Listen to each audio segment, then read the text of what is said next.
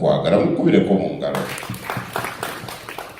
Kale sijja kgenda nnyo olw'obudde, naye okwagala kwenjogerako kwekwa abakyala kwe bagize. Omuntu ayagala omuntu aba ekisooka amulumirirwa.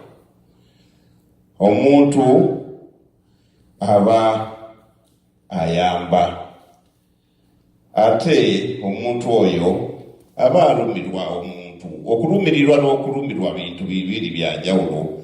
Simanyi oba sirina budde nandibadde mbiddamu oba mbibakyusiza.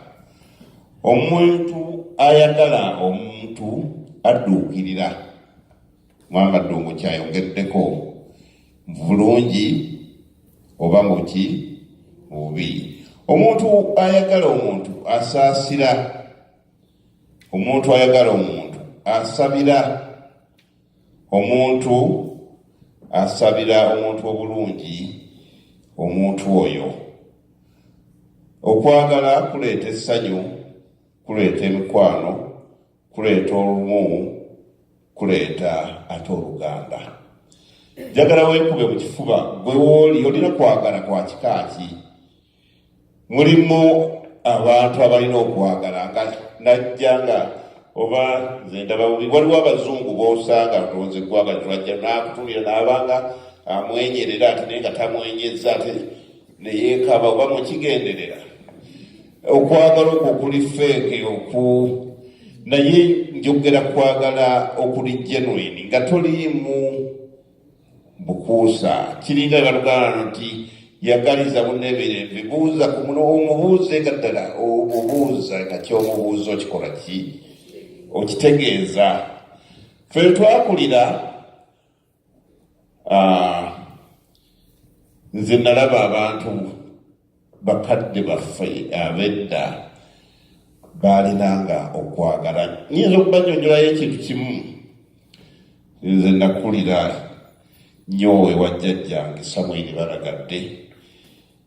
Yali musajja mufuzi nga musajja mwami, nga tuli mu luggya oluweza yinkaazi kumpi nga 2, nga tubeerawo abazzukulu nga 10, nga tuli bangi weyavere emmere, naye nga buli omu tukuŋŋaanya ekyalo ne muzannya. Naye ate mwavangaawo jjajjaffe oyo yali nga kumpi buli kibala ky'omanyi kuva ku ffere kyali nga kibira nakati gyekiri, koma amawanga, mapeera, micungwa, buli kimu nga gyekiri. Naye jjajjaffe oyo kyeyatuseera kyataasimba ku nsi kuno kyali kikajjo. Twagendanga ng'ebikajjo tubba bibbe.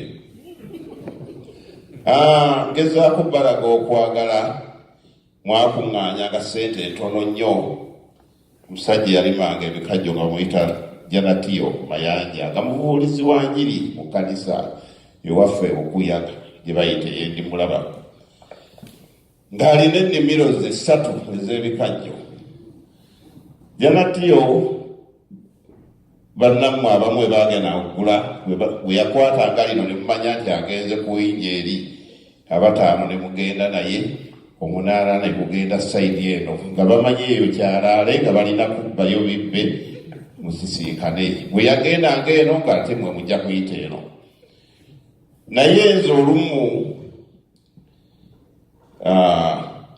nafuna bannange ekintu ekyo nakati ntuula nempulira nga kinnumiriza, naye ate nekyenyumiririzaamu. Twaluka omuguwa nga guli gumu naye nga gulina amatabi 8. Kati nze nali simanyi misinde era ndowooza kyekyandwaza n'amagulu gano, naye nga nsobola okukwebera bwenti nensiba ebikajjo buli kimu n'ekisibako omuguwa. Janatiyo oyo yali alima wali n'omukyala, ebikajjo ebirungi nga biri wano, kakati ne mbakolera sayini nti byonna mmaze okubikola ki, ne balyoka basika omulundi gumu ekikajjo ne kigenda nga kidduka emisinde mingi nnyo. Janatiyo mukyala n'amugaa nti mwami tufa, ate nayewo ne badduka nga bwe bagwa. Kakati naye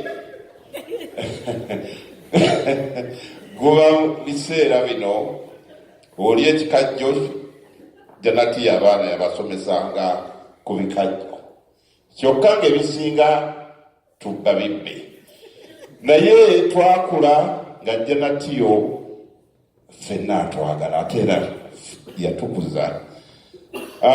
Bwe nakula neetegeeramu nze namanyanga nti Janatiyo tategedde nti ebikajjo ffe tubibba naye ng'ate yali akimanyi nti nze dwalali omuntu omukulu mukubba ebikajjo bye.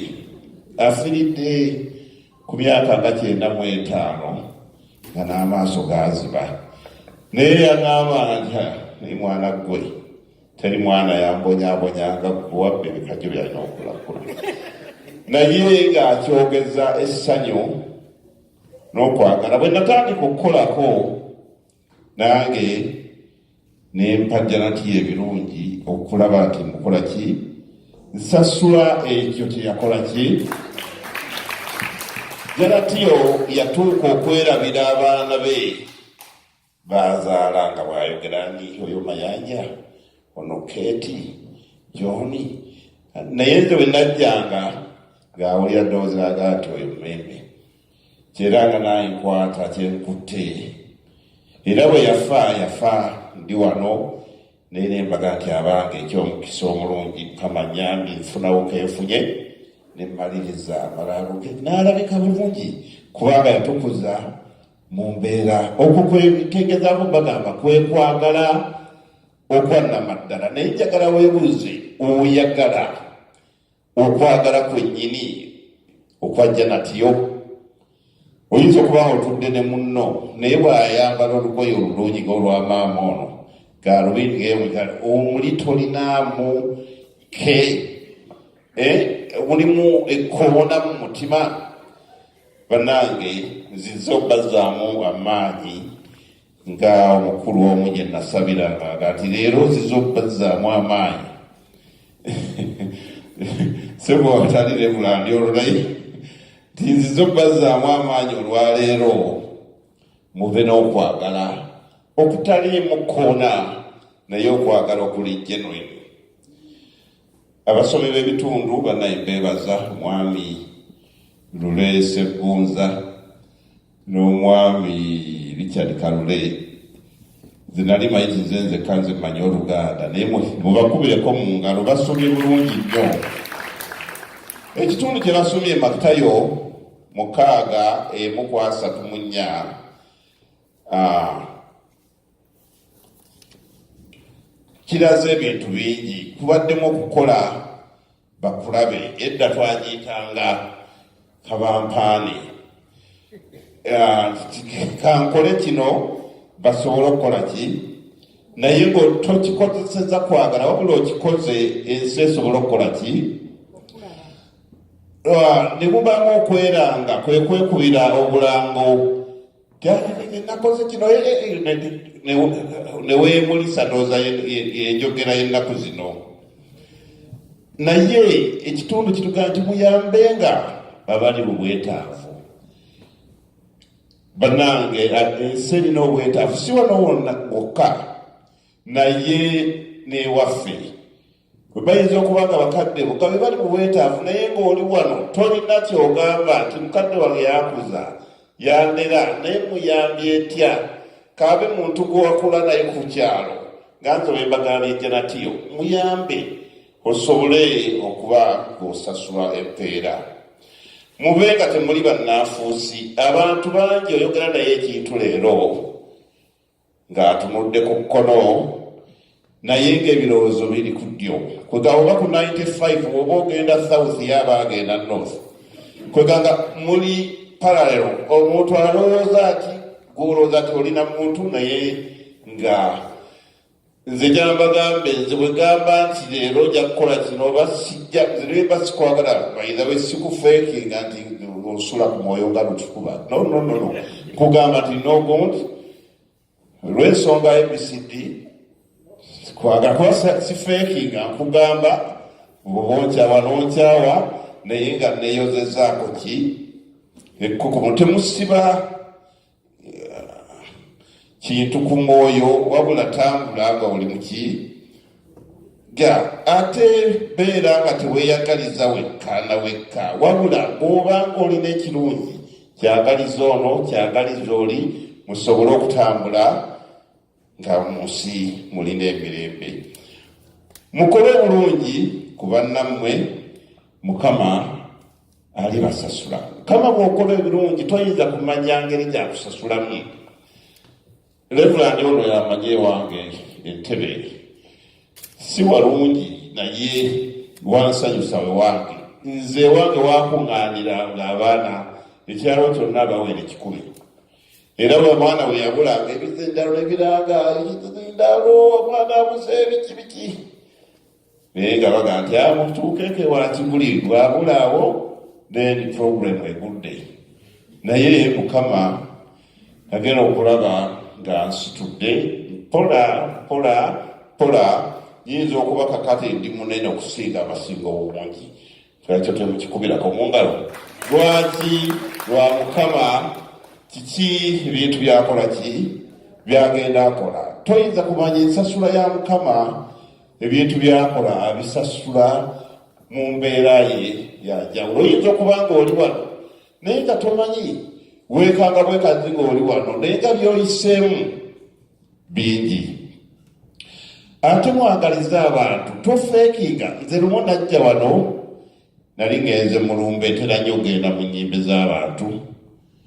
Omwami omu n'aŋŋamba, naye musajja gwe togeza n'oleeta abaana wano, togeza n'oleeta omukyala wano, empewo ng'enfuuyira wano. Omusajja ngamba butaleeta mukyala, aŋŋamba butaleeta baana, nenga nti musajja ono naye ye ng'aleese ababe buli mwaka ayongera aleeta.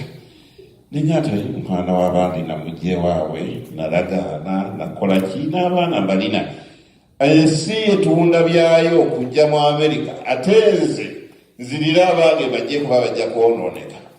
Koza omusango guli bagwabwe so si gwani kambe etikke baleete boonooneke boonoonesi naye nga nze nkoze olubimbi lwange. Naye ye nga ŋŋambye nti togezangako n'oleeta. Kakati omuntu oyo kikulaga omuntu ayagaliza omuntu oba tayagaliza. Gwe kyolaba nga okyeyagaliza, yagaliza ne munno, ensi ekubeerera ennyangu. Njagala omuntu asobola okunsomerako mu Bakolinso essuula 13.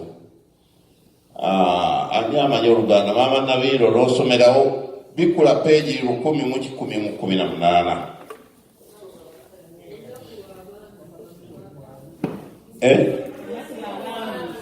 Omukyala Nabiiro omanyi oli Mumbejja. Olunaku lw'Abaami mwami ki?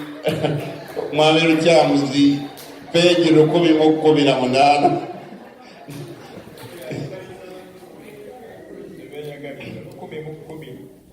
1118 mujja kumusomera n'ebitundu bijja kuweerako nga 3 mmalirize.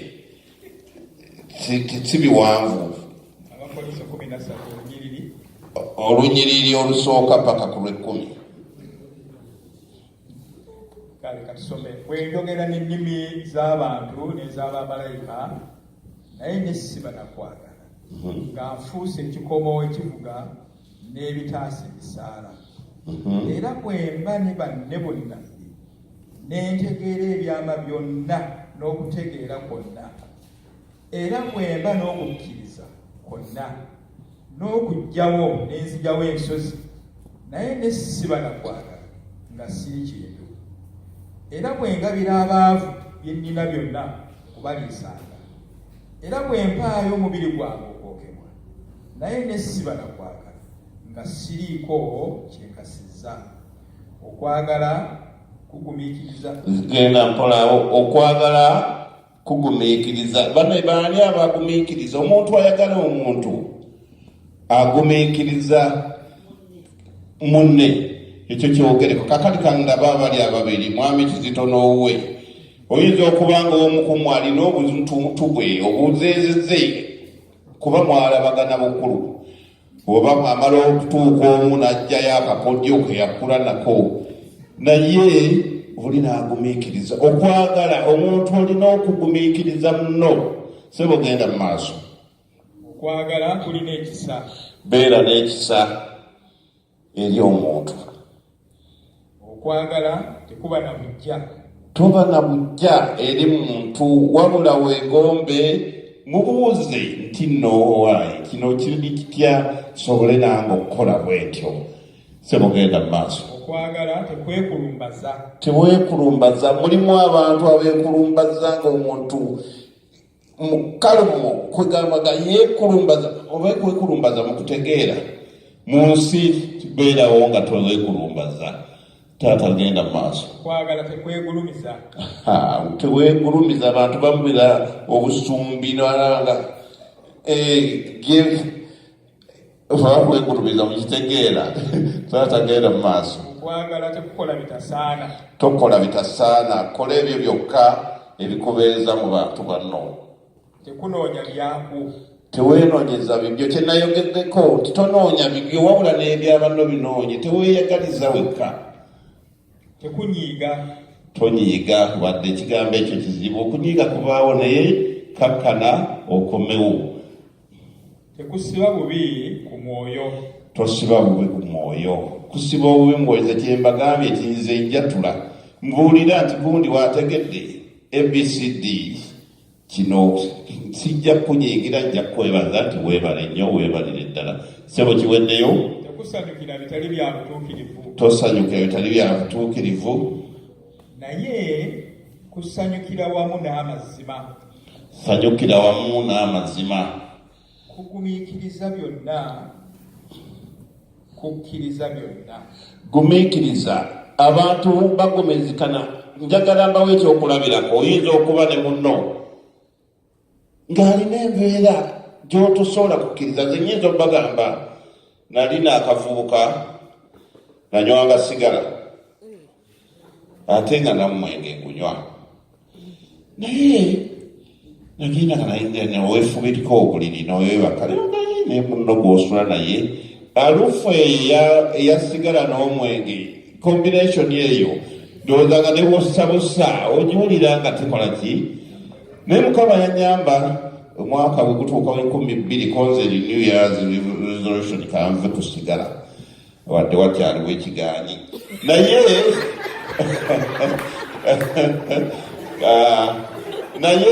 bwe mpulira atabise byombyo neetuula naye mpulira ekizibu naye nga nti kakati mwana munange ono yeeyawuliranga atya ebbanga lyonna. Era namugaa nti maama wange obadde ku kizibu nsonyiwe olw'ensonga eyo, naye kikubemu oyinza okuba ne munno ng'ayogera ng'akamwa kalina ekizibu abamu babaga alinga abatise emmese. Omulala ayinza okubaawo ng'alina olusu oluzibu, naye kwagala bw'oba n'okwagala abantu bagumiikiriza embeera asobole kubanga aba ayagala omuntu. Kasa mwenna mwali mugumiikiriza ku bantu ng'oli omwagala naye ng'alina ekizibu, ate olumu ng'olemererwa n'omuga nti gundi olina ekizibu naye n'ogumiikiriza olw'embeera. Abakyala bano bali mu bufumbo, abamu balina ebizibu naye ng'agumiikiriza nga omusajja oyo bw'alikomeeyo alidda. Omukyala ono afuuse akanyegezi naye bw'aliveeyo alikola ki? Embeera eyeyogerwako mu kugumiikiriza. Si mugenda mu maaso. Kwagala kusuubira byonna. Suubira ebirungi mu byonna. Kuzibiikiriza byonna. Zibiikiriza. Omuntu ayagala kaabe muzadde, abaana bakoze ebikyamu mu nsi muno, babba bamwe bakoze ebizibu, naye ne bw'aba bamukutte wali aga mwami wange bamuwaire, muganda wange tasobola kubba, n'azibiikiriza. Naye tazibiikiriza lwakuba ayagala akola ekintu ekyo, azibiikiriza olw'ensonga nti omuntu amukola ki? Amwagala. Okwagala tekuggwaawo emirembe gyonna. Okwagala kubeerera emirembe gyonna. Si muyinza okukomaawo. Kaakati bannange, ndowooza mulaba ekigambo kwagala. Ekintu ekitto okwagala mu bantu ekitundu ebisinga, kababe ekkanisa nga wano ŋŋambo Kalisa eno mutawuke mwekubireko mu ngalo. Nze ekimu ku binsanyusa bukyanga tutandika wano eŋŋambo sinnaziwulira teziriiwo. Era ekyo nsaba mutambule, kakati wano njogera ng'omukubiriza wammwe, nsaba mutambule mu mbeera eyo. Buli lwogenda nga weeraliikirira ebigambo mukalisomayo olugamba ajja bw'aba mukazi atuula ekyaziyazi omugumba kyatuula ku mbaga n'alyoka buli mboozi ayagala nnyo okulaba nti agikola ki agiyenyigiramu, ate afaayo nnyo okulaba nti buli omu afuuka mukwano gwe asobole okugira. Naye ate ebisinga naddala wano ku Amerika onaasonyiwa bamaama, omuntu ne bw'aba alabye ono ng'ayambadde bbulaaka ayinza okugenda bamamajjemba nanga nti yabadde akubye mu kalwendi n'akola n'akyusa, ate ensi yonna neetambula ng'ekkiriza nti yabadde mulwendi. Embeera ey'ekika ekyo ereeta obuzibu. Keeba ekkanisa nga wano muba mugisse, kaabe musumba bw'ataba na kwagala eri bwe baba abakristaayo n'ajjamu abakristaayo n'ebikristaayo, olwo kanisa ng'etandisa okukola ki? Okukwata lwe bayita mu lwengabi. Egenda ekivaamu nga n'omusumba abulwa byawulira ayinza okudda n'atandika bakaabirira maziga nga kyababuulira ekyamazima tekiriiyo, lwakuba nti nyini kiggwa yakikola ki? Yakiweebuula. Otambudde mu mbeera ekuleetera obutaba naki, naye beera n'okwagala ikwale eri munno ate omwagalize ekyo ekirungi. Nsaba ssebo tokoowa n'atera okumaliriza onsomereko mu Luka essula 14.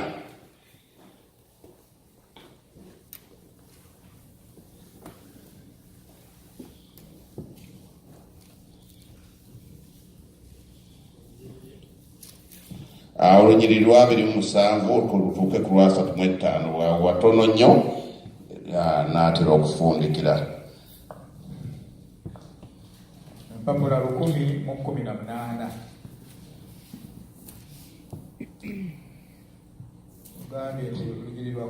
Olunyiri lwa 27:35. Buli ataasitulenga musaalaba gwe ye n'ajja ennyuma wange taayinzenga kuba muyigirizwa wange. Kubanga ani ku mmwe bw'abanga ayagala okuzimba ennyumba atasooka kutuula n'abalirira eby'emirimu gyayo, obanga alina eby'okugimala? Mpozzi bw'abanga amaze okuteekawo omusingi, bw'atayinza kugimaliriza, bonna abalaba batanula okumusekerera. Era bagamba nti omuntu ono yasooka okuzimba n'atayinza kumala. Oba kabaka ki bw'abanga agenda mu lutalo okulwana ne kabaka omulala atasooka kutuula n'ateesa ebigambo, obanga ayinza n'akakumi okusisinkana n'oli amujjira n'obukumi 2. Obanga si bwe kityo, oli bw'aba akyali wala nnyo atuma ababaka n'asaba eby'okutabagana. Kale bwe kityo buli muntu yenna ku mmwe aneefiirizanga byonna by'ali nabyo taayinzenga kuba muyigirizwa wange. Kale omunnyo mulungi, naye n'omunnyo bwe guggwaamu ensa mulizzaamu ki? Tegusaanira nnimiro newankubadde olubungo, bagusuula bweru. Alina amatu ag'okuwulira awulire. Ssebo weebale nnyo. Buli omu asitule omugugu gwe. Omugugu ogwa Namiiro si gwe gw'omwana w'abandi, sigwe gwa mukyala Jemba, sigwe mwami Chris oba mwami Kamuli, ate sigwe gwange. Abantu abamu tufaayo nnyo okutunuulira ekintu ky'omuntu omulala nga tosoose kutereeza kagabe maka kabibe byanfuna sooka weekube mu ttooki nyimiridde ntya omugugu gwange gulina buzito ki omwayinza okuba nga alina kagugu ng'ate gwe olina eggugu lyolina okukola ki okusitula sooka okole ki nina edda twabanga n'entawaka naye twalina omulaalo kayubula ng'alina embwa eyo yabanga yajja n'obujonjo nenenseka nnyo nentusooka bujonjo naye nga neerabidde ndi mu maaso nalinamu obunyinyi we naseka naye kayubula naye naaseka ng'asooka mu nze naye ng'ayogera Lunyarwanda nga sirukola ki munne yali ayinza Oluganda yagamba nti osekerera embwa naye naawe ki wetunuleko olalabe ki kyokola ki kyolina kale weekube mu ttooki gwe omanye oyimiridde otya nga ggwe otambula otya nga ggwe ensi okugiyitamu bulungi olina kukola otya oyinza okwekanga ng'olumu omugugu ogugwo gulina obuzito bw'olina okusooka okwetikka ate okusinga obwa munno gwe ate woosimbye amaaso Ssebo Mwami Lukyamuzi nkwebaza nsaba obasomere abantu bano bonna omulundi gumu Zabbuli eno gye mbalekedde ey'Ekikumi eri ku lupapula 641 era kweyo kwenja okukola ki okumaliririza Zabbuli 10:21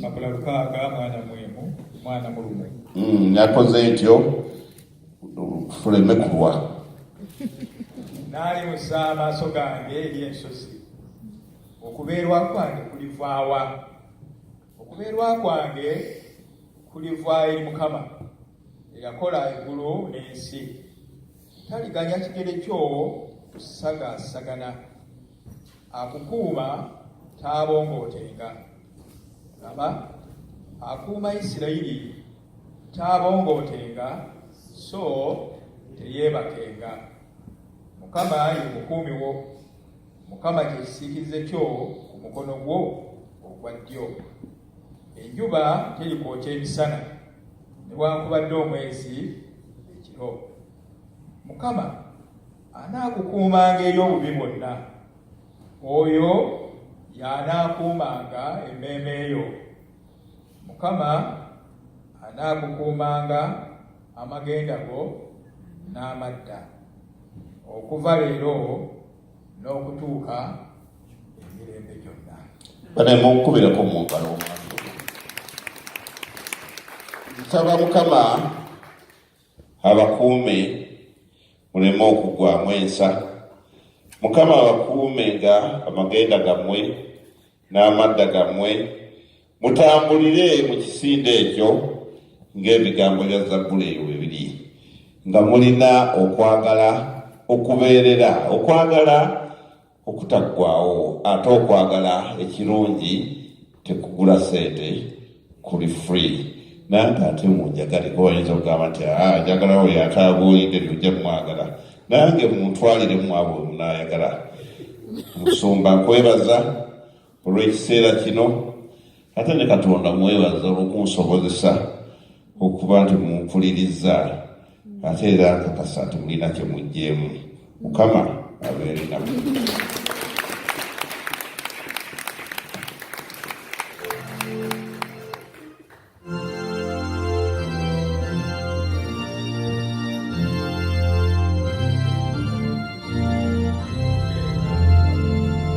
tugenda okuwaayo ebiweebwayo byaffe n'oluyimba olwo lw'Ekikumi-mu-9-3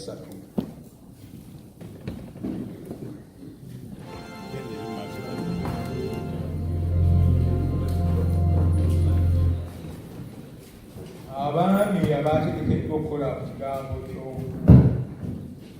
Paki ebibwa wano basaba mujje.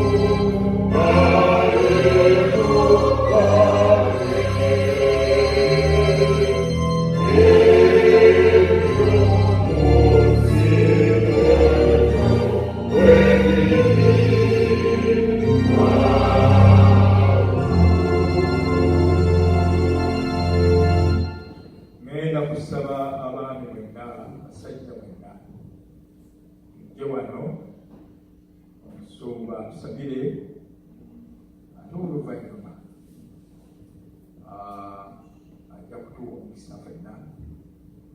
oluvannyuma abaana ba Sunday school bajja kujja omwami Patrick Anyali y'anaabasabira omusoma abawa omukisa.